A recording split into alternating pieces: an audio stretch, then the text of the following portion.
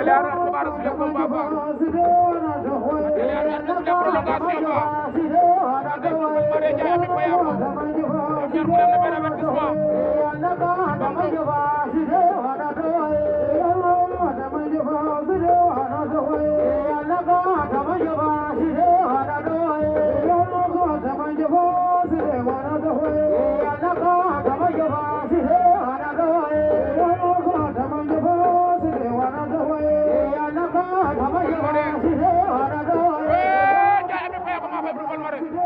Ndiaye Ami Faye ko ma fay bu Palmarin waa te cay bi phénomène woo cay loolu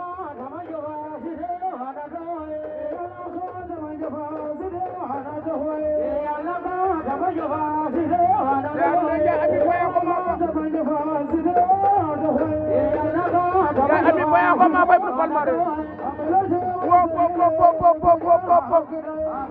Ndiaye Ami Faye ko fale ay bu Palmarin cay loolu